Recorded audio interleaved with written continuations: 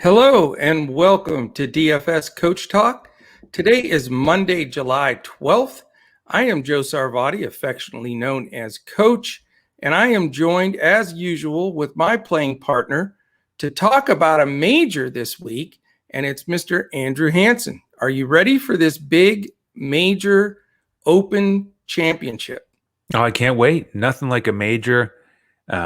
Brings up such great memories here with the Open Championship. We're talking about a little bit before the podcast about, 3, 4 in the morning, you flip it on and there's some rain and wind and you get to see all the carnage over there. And it's such a fun event every time around. We missed it last year because of COVID and glad to have it back this year.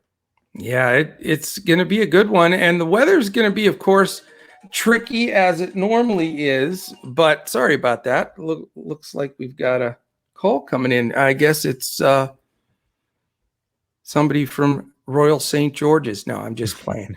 But yeah, it's we're going to have some weather issues. There will be a little bit of rain. There's certainly going to be some wind, but doesn't look like a washout. So that's exciting because that's always a concern there. You always hate to get up to watch that and then it's delayed or you're watching something from 10 years ago. But no, I think we're going to get through it, but the conditions will of course be a little bit tough.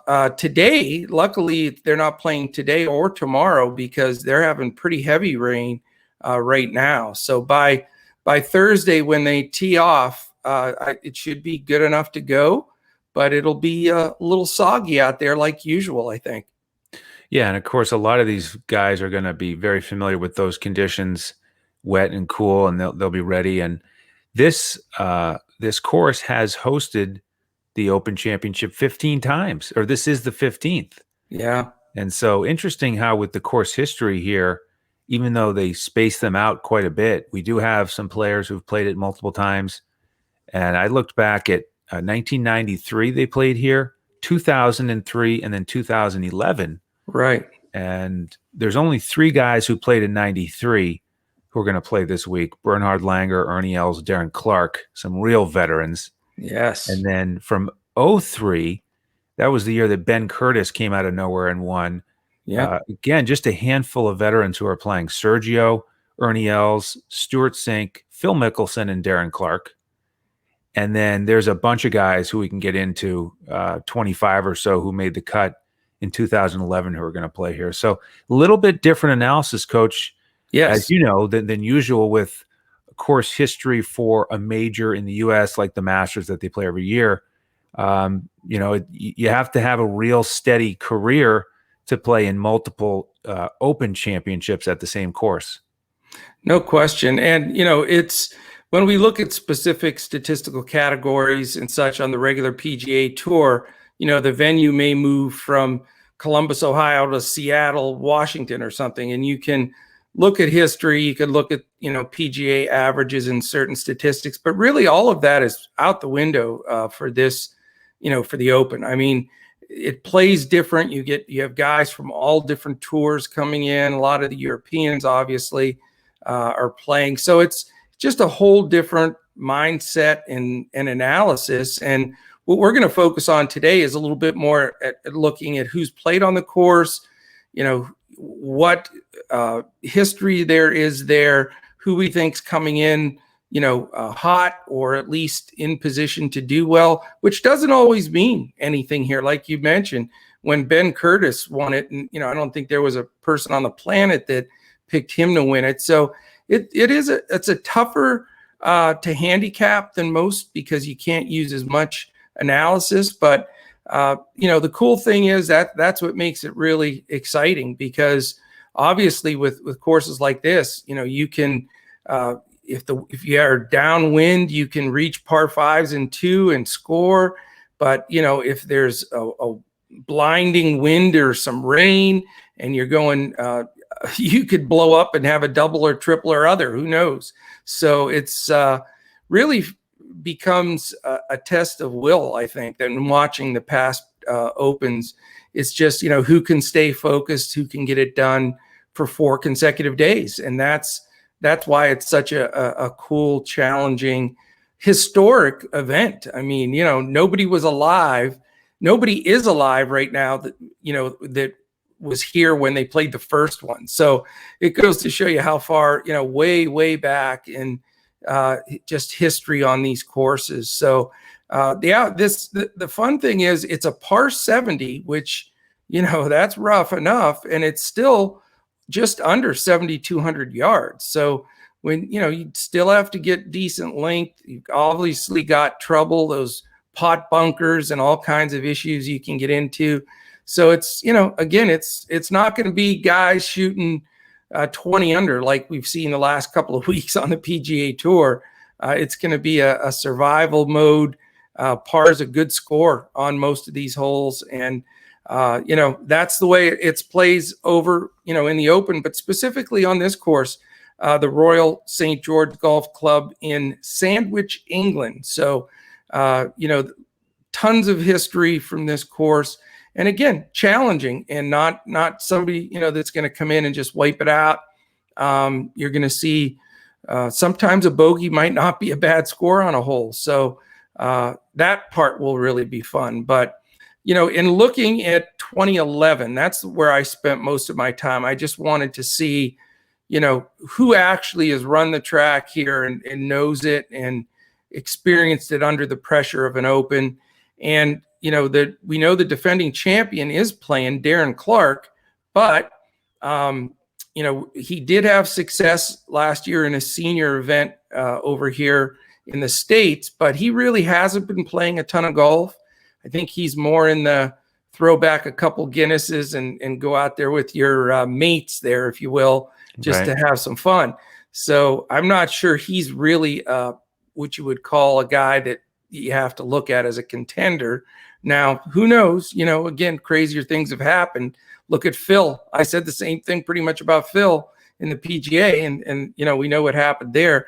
But, the guys that I think can really take advantage of it that were here. Here's the top 10 finishers in the 2011, Andrew, and 4 of these guys are playing. So that's interesting. Well, really, 4 that I count. I'm not counting Clark right now, which means he'll probably, be right there. But Clark won it. DJ was second. How about that? Yeah. So that big thumbs up for him. He could get some serious play. Our man Phil finished third. He's always right up there in every major. And then guys that aren't playing anymore, Bjorn and Campbell. It's funny how in 10 years how things change. Ricky Fowler, who's starting to show some improvement. Yep. He had a really impressive T6 here. And then you had Kim, Jacqueline, Dyson, and then Sergio finished 10th. And we know when he gets on a roll and gets confident, he's dangerous. So for me, Andrew, a takeaway from 2011, DJ, Phil, Fowler, and Sergio are the guys I give a little bit of extra cred here for playing the course, having a top 10 here. And that makes a difference. It definitely does for me as well. And I think if we go back even one step further, we can make the point here about course history and experience. Because if you look at what happened in 2003, the last time this event was at Royal St. George's before the one you just described, 2011, look where Darren Clark and Phil Mickelson finished. They tied for 59th. So they made the cut. They didn't do that well, but they had the experience, and then they come back and finish 1-2. Phil was tied with DJ. And so I think we can look at the other guys from 2011 who just at least played here and made the cut. They got 4 rounds in, and I think that gives them a huge advantage over everybody else. Because this course has, my understanding of it, lots of unpredictability, humps and bumps, and blind shots and weird angles and surprise bunkers. And, you can go out and play a practice round or 2 and start to get a feel for it. But to have gone through 4 rounds in competition, or 8 or 12 there, I think it gives you a huge edge. And we also know that in the Open championships, it's not always about length like some of the majors in the US. And you get guys in their 50s who can contend and even be there right at the end. or mid 40s. So it's the experience is such a huge factor here, and so I continued down the leaderboard, and I think we should talk about some of these other guys who are more of the younger or middle generation now. So after the guys you just mentioned, Lucas Glover finished tied for 12th here in 2011. Right. We know he just won last week at the John Deere. How about that? He shot. What a round he played yesterday. Oh my. Yeah, congrats to him. It'd been a while since he won, and he really finished strong. Martin Keimer also tied for 12th and 11. Webb Simpson was top 20. He hasn't been playing very well lately. Rory, how about Rory? He finished tied for 25th that go round. And we'll get back to him here in a minute. Adam Scott was right there, top 25 or 30. Stuart Sink tied for 30th, and he was also one of the guys who played it in 03. He was tied for 34, so this will be the third time he's played it in an Open Championship. Jason Day made the cut. Ryan Palmer, we'll get to him here in a bit. He tied for 30th.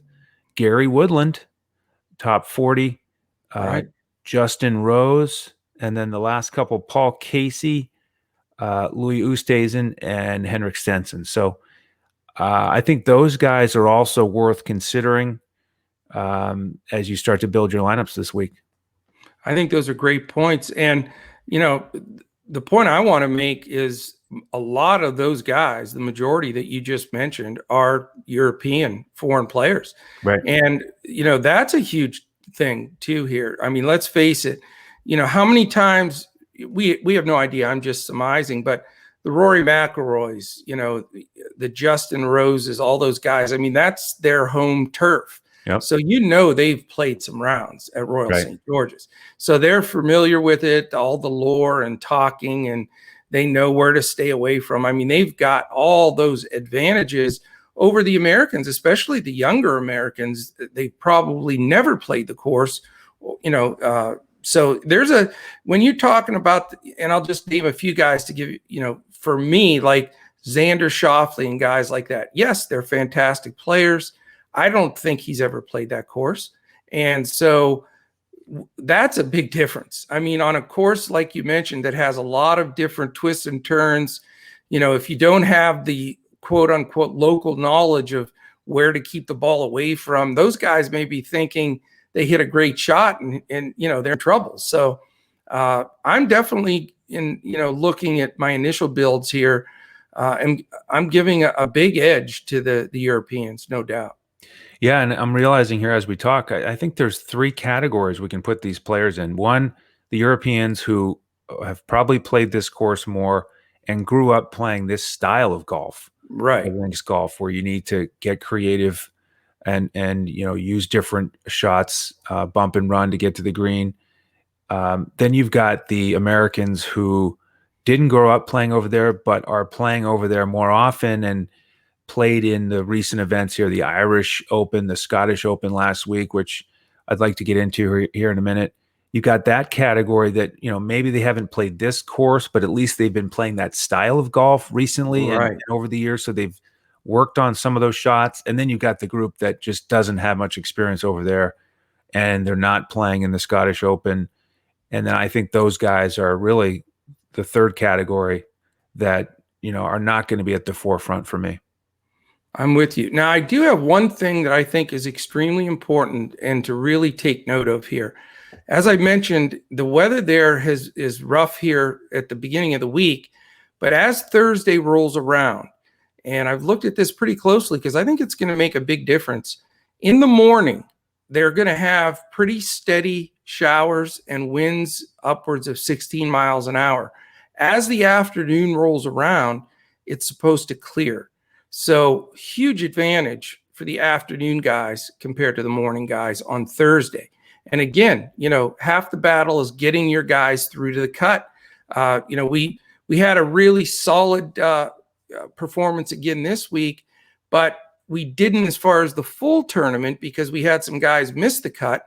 But our weekend only, which like we Brian provide Harmon. also for our members. One of the favorites, and he doesn't make the cut. That was incredible. Oh, I know that was difficult. But, when we have that weekend only opportunity, then, we went after it. We cashed all over the place. It was great.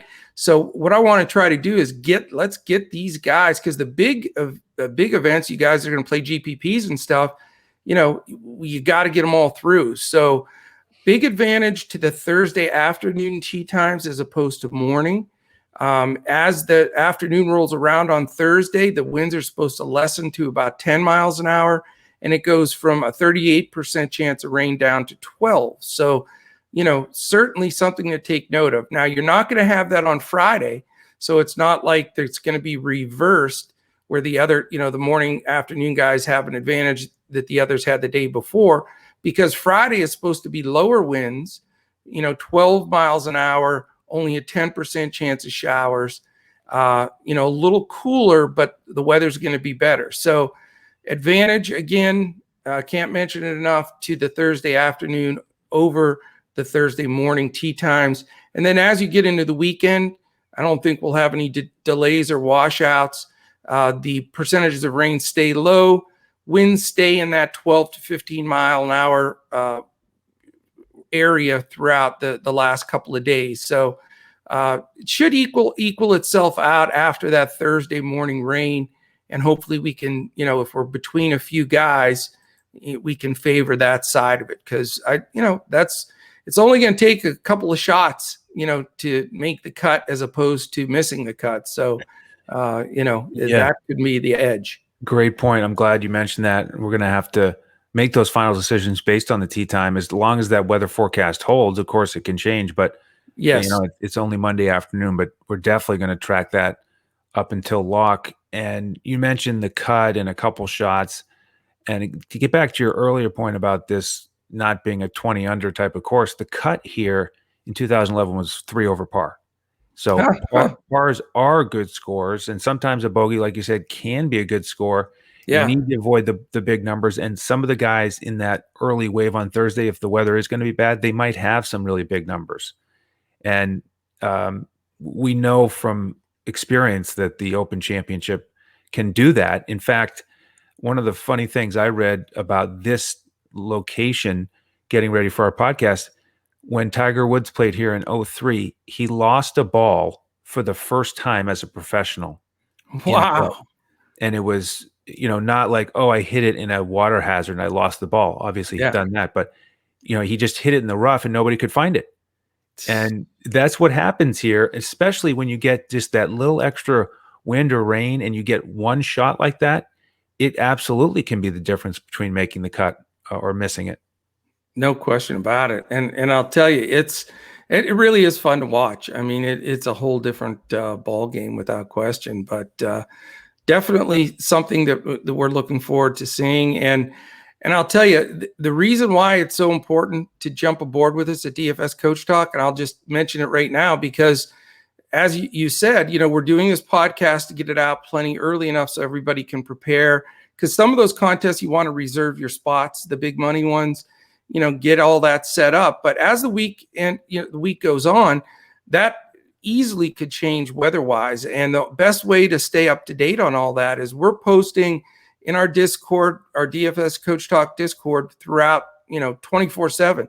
So if the weather changes, if, things shift, because if it just changes from morning to afternoon as far as the weather, everything's different. So, you could go to dfscoachtalk.com. Great time to sign up is, for that, you can get basically the whole weekend of golf, because if you sign up on a Wednesday for our 3-day $10 pass, you get Wednesday, Thursday, Friday. Wednesday, we put up our lineups. We do full lineups for Fanduel and Yahoo, and we do a core build and clipboard for DraftKings. And then we do another one on Friday, again, like I said, for that weekend only, which has been really hot for us on the weekend. So dfscoachtalk.com, lots of different options there. As you see scrolling on the bottom of the screen, we also have a great relationship with one of our sponsors, BetUS.com.pa. If you sign up for the first time with them with a $149 deposit, you get a free 2-month membership at Coach Talk. So take advantage of that as well. And speaking of betus.com.pa, Andrew, let's take a gander at the odds. Okay. We have a heavy favorite here. Can you believe that? Well, is it the last major winner? It is Mr. John Rahm. He is 7-1, the nearest and guy on the odds board, 18-1. So it's not like he's a slight favorite. I would say from the betting board, he's somewhat chalk. Yeah, he really is, and deservedly so. Yeah. Won the last major, seems in a great spot mentally, and he's in the group. We can get into this in a little bit, but the Scottish Open was played last week. He finished 7th in that. So I like his spot. He's definitely in consideration for me. And it's a big advantage for him being over there playing, because that's a tough trip. I mean, I've taken that flight. That's not a fun flight. And, as we were watching the tournament finish yesterday, a bunch of those guys were getting on that charter to fly over. And, it takes you a few days to get your legs under you. I know those guys do it a lot, but not quite overseas and back. So, I think advantage Rahm on that side of things as well. Yep. All right, let's talk about the other guys that are getting, because it's amazing, but there's 2, 4, 6 guys that are basically almost in a dead heat tie for the 2nd through 8th choices, all within 16, 18-1. So it's amazing. So let me ask you, obviously we both agree Rahm's a tough fade.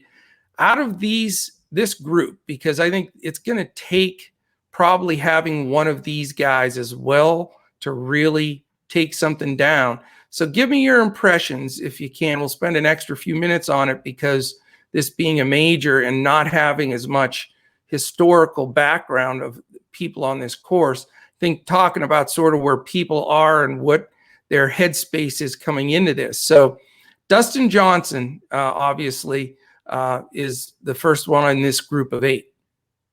Okay. Do you want to give me the group or go one by one? Let's just scan it quickly one by one, so we get a little feel for it. Because like I say, I do think one of these guys could win it or be right there and be needed to take something down. I'm on the fence with DJ because you mentioned the great finish here in 2011, right? But he hasn't been playing well lately. He's missed the cut in both majors this year. So, what form does he come in with? He's a wild card for me. Yeah, I feel the same way, and we talked about it quite a bit. DJ has a tendency to be more of a GPP play because you don't know if he's going to miss the cut or win it. Right. So it's definitely tougher. So I'm with you there. I don't think he's going to be in my main cash build, but you almost have to put him in a GPP just in case, he snaps into DJ mode and crushes it. So next guy, Rory Mcilroy. The instinct when you say Open Championship and Rory is, let's get him in there. But I am looking to most likely fade him. He's coming in here off of tied for 59th at the Irish Open. Then he misses the cut at the Scottish Open. So wow, that's just not quite good enough for me to spend that money. I'm with you. I haven't been on Rory in a long time. I just know he popped up and had a good tournament in there, but he has not been himself consistency-wise at all. So hard to trust him. One of your favorites, Brooks Koepka. Yeah. More intrigued with him. He's been playing a lot better than Dustin Johnson, but he doesn't have the top 5 finish here in a major. Right. So, he did start his career on the European Tour, though, so he has more experience in these types of conditions than you might think for somebody along that same line from the U.S. Yeah, he's in consideration for me, but I think it might depend on what site as well. Because on DraftKings, if I am going to go with Rahm, I don't know if I can also get somebody like Koepka, but possibly on Fanduel. Where do you stand on Koepka? Well, I'm still a little worried about that knee. I mean, I I know that he's been playing well and everything, but a hilly, slippery course like this that's long enough, with cooler temperatures. I mean, all of that stuff. I mean, I have a really bad knee, so I know, if I'm out there playing and it's colder and windy or rainy and I'm sliding around, my knee usually bothers me. So, granted, he's a world-class athlete, and I may have been 35 years ago, not world class, maybe city class. How's that?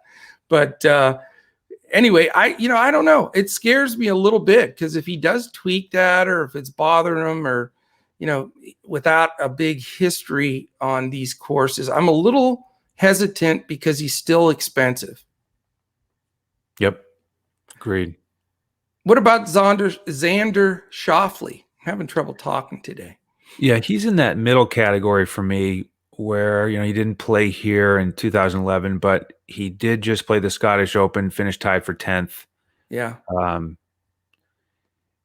So rock solid across the board, great demeanor. So he's in consideration for me.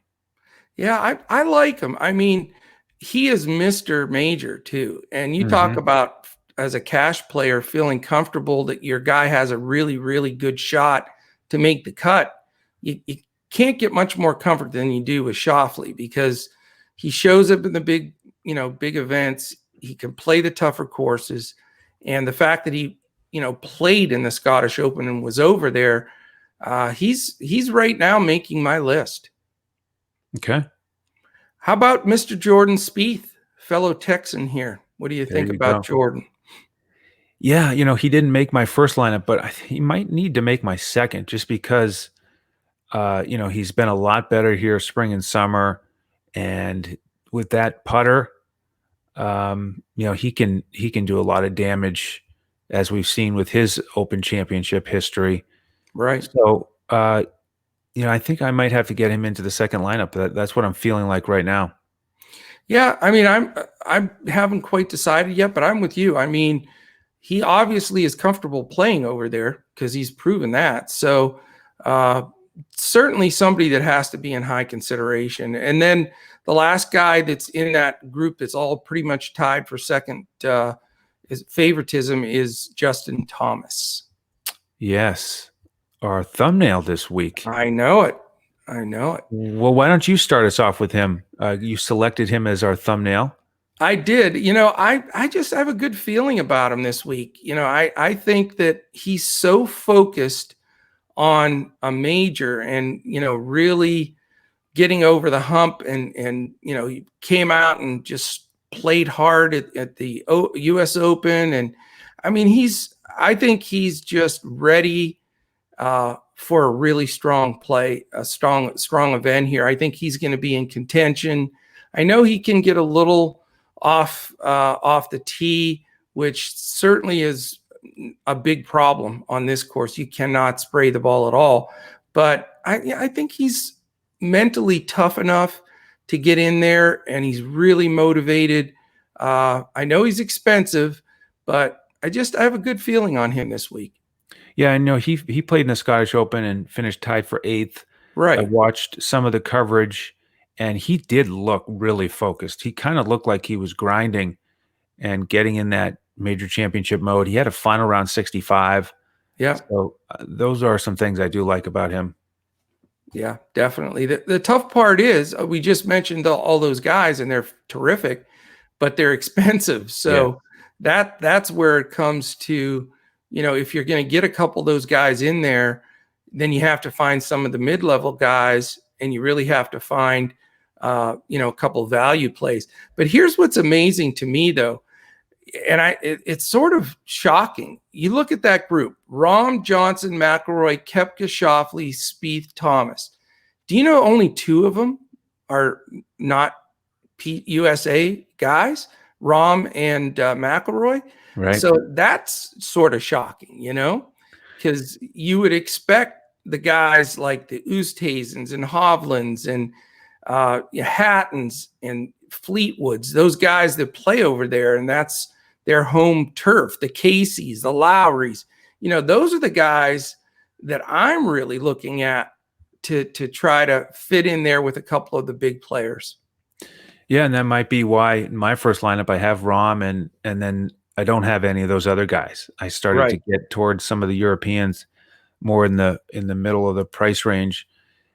So that's why probably for me it will be that type of build, and maybe the GPP lineup is when you pivot and get one of those Americans in there, because they're so ultra talented. But yeah, if you're ready to transition to some of these Europeans and other players that regular casual PGA Tour fans might not be as focused on.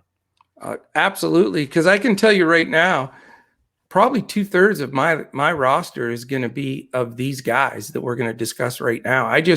There's such a massive advantage from being over there, from playing the course, from knowing the conditions all the time, that's normal. Playing in 60-degree weather with a little rain and this and that, that's a normal day on the golf course for those guys. They don't have the pristine, perfect weather, and it's San Diego and it's 70 degrees with a light breeze and manicured with a little scissors type of, this is a different ball game. And right. I think that's why we struggle in Ryder Cups, to be honest with you, too, when we play over there. So I'm with you. So let's hit these Europeans. Yeah, well, I think a couple to consider are ones that finished pretty well here in the Scottish Open, and not necessarily Europeans, but I did want to hit this group of guys who are playing in those conditions and playing well. So there were a couple, off the radar names here who did well at the Scottish Open. Min Woo Lee won it. He's an Australian, and wow. Along with Lucas Herbert, listen to what they've done the last couple of weeks. Min Woo Lee with the win. He finished tied for 17th at the Irish Open. He's 7,200 on DraftKings. Lucas Herbert finished tied for 4th at the Scottish Open. He won the Irish Open. He's 6,800. Wow. So you could go with one of those guys who I don't think. Recency for sure. Wow. What's that? Recency for sure. Yeah, recency and not well known here in the U.S., where a lot of the DraftKings and Fanduel players are, obviously. Yeah. So you get lower ownership on a guy like that. Our man Matt Fitzpatrick, who does well in these conditions, he tied for 2nd. Ryan Palmer here is an American. If you want to get a text in your lineup, coach, 6,900, finished tied for 4th at the Scottish Open. That's cheap.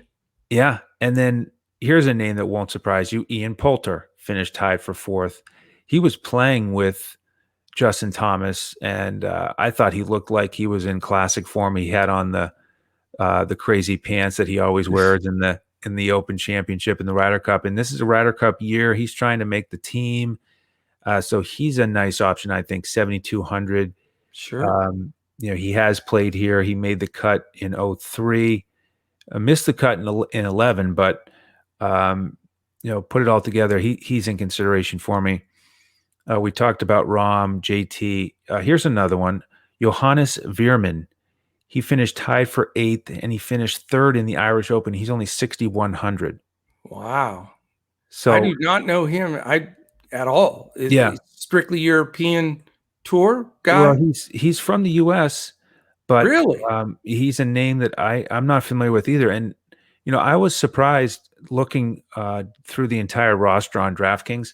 I thought there'd be a few more guys from the European tour who I didn't recognize, but really most of the names, if you play DFS a lot, you'll recognize them. It's only down around that 6,100, 6,200. There's a few names with some random qualifiers that you may not know, but so there's a guy that I'm not familiar with, but great. Mention his name one more time. Johannes Vermin. Vermin. Okay. We'll have to do some homework on him for sure. I think I saw a clip of him in the Scottish Open. He's a taller guy, but he's getting it done. And if you want to get 2 or 3 of those names up top, then he's a guy you could lean on to help you do that. Xander, we've mentioned here, he's tied for 10th. And here's another guy for you, Scotty Scheffler. He's over there trying to get it done. He finished tied for 12th. He's a mid-tier option. And then Richard Bland the 48-year-old, remember, who took a lead at the U.S. Open Yeah. and then faltered on the weekend. Well, he finished tied for 15th at the Scottish Open. He was tied for 4th at the Irish Open. Wow. 6,800. So there's another cheap guy on DraftKings you could consider. Yeah, I mean, you talk about playing well in all these big events. I mean, even at his age, I was rooting for him too. You know, the older guys, you root for him, but Right. we'll see. You know, probably a nice guy to make the cut. That's for sure. Yeah, you got to figure he will, the way he's been playing, and maybe he'll just be a little more Experience. comfortable. Yeah, you know, in a major over there as opposed to on U.S. soil. All of a sudden, the spotlight on him, and sure. he's gone through that now. So Sam Burns, this number really surprised me. 6,300 for Sam Burns, and he's been awesome on the PGA Tour. He finished tied for 18th. He's over there getting used to it. So that price tag makes him interesting. Tyrrell Hatton, no big surprise, 9,000. Yep. He was top 20. Robert McIntyre, 7,300, the lefty. He's tough. Yeah, he's tough. And then good old Patty Harrington, 6,900. He's one of the guys who's played here forever. Back in 2003, he tied for 22nd. Again, Ryder Cup year. Is that 1903? No. It might have been. It might have been. And then two other names of interest here in the Scottish Open. Lee Westwood finished 35th. He has plenty of experience here. He actually missed the cut in 2011 on this course. Wow. And Colin Morikawa tied for 71st. So he hasn't quite figured it out yet. I heard on the broadcast that on the front nine, he used multiple putting grips. So he's just kind of sort things out. We know he's been struggling a little bit putting. He's the man, tee to green. Yeah. So he hasn't quite clicked yet. So I'm a little concerned about paying his price tag. Yeah, I'm with you. He's one of those guys from a recency standpoint that just doesn't look like he's got it figured out. And this is not a course where if you don't have all your chips in the pot here, you're not going to get it done. Not a place to work through it. So sounds like me though. If this putting grip doesn't work, then let's try this one on hole 2. So, but definitely. So, all right, how about if we touch on, you touched on a ton of value there, but do you have any other guys that fall under the Andrew Hansen, I call it a golden umbrella of winners, because a lot of these value guys have made so much money for us over the last couple of years in playing DFS. So give us some of those gold nuggets, if you will. Yeah, well, other than the list we've gone through, I'll mention that Stuart Sinks' price is 6,900 on DraftKings. We know he's had a great resurgence, great Open Championship history, solid history on this course. Lucas Glover, again, 6,600. That's a bit of a steal potentially after the win. We'll see if the emotions and, having to be on that charter, like you said, kind of behind schedule, if he can overcome that. But I think I want to finish up with two guys who are just jumping out at me as, can they talk about the golden umbrella of winning? Can they be top 5 and follow the same path that Phil and Darren Clarke did on this course, where they finished tied for 59th in 2003, and then they finished 1 and 2 in 2011. And in 2011, the two guys I'm talking about, Paul Casey and Louis Oosthuizen. Those finished. Two guys have been on a lot of our teams in this past year. And they finished tied for 54th that year, which again doesn't say much, but if they do the same thing that Phil and Darren Clarke did and say, hey, now I know my way around here, that gives me confidence. I have a clue of what I'm doing here and where I'm going. Now I can focus on my game instead of these other players who are going to show up and not know where the green is. I mean, literally, where am I aiming? These guys know how to play this course. So Paul Casey, Louis Oosthuizen, we know that, Casey had a really strong run here in the spring, and Louis Oosthuizen, back-to-back second-place finishes, former winner of the Open Championship. And so if you go with a couple guys like that, you feel a lot better about the overall balance of your team. And again, making sure, first of all, you get through the cut, and then, give me a chance in that top 10 come Sunday.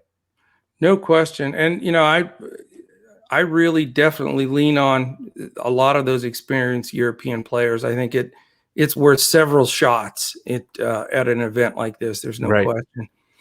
But it's going to be exciting. I mean, that's what makes the Open tournament really so wide open, more so than the other majors to me, because you're getting a mixture of people from all different tours, some guys you've never heard of. And, it makes for a lot more, opportunity for guys, not just to make the cut, but to, have strong finishes. So really to wrap it up, Andrew, let's watch the weather this week. Let's make sure we can see if we can get an advantageous jump on Thursday with that weather in the morning. And then, as we are saying, it looks like we're both possibly going to eat the chalk with Jon Rahm. And, he's just somewhat separated himself at the moment with the level of his play. So, if that's not a place you have to fade, that just because of you think he's going to be heavy chalk. And then after that, it's a matter of, do you take any of those other top guys? I'm looking at a JT kind of thing, but if not, then we've got that whole group that we just discussed, the European group, the guys that have been playing well in the Scottish and Irish Opens, those also come into play. So best way to stay in tune with us is join us at dfscoachtalk.com, multiple different kinds of memberships. I would recommend, if you're really into the golf and you want to play a lot of the British Open, I would jump in with a 3-day pass this Wednesday. So we're posting this pod on Monday, but if you jump in Wednesday, like I say, you get the full tournament lineups.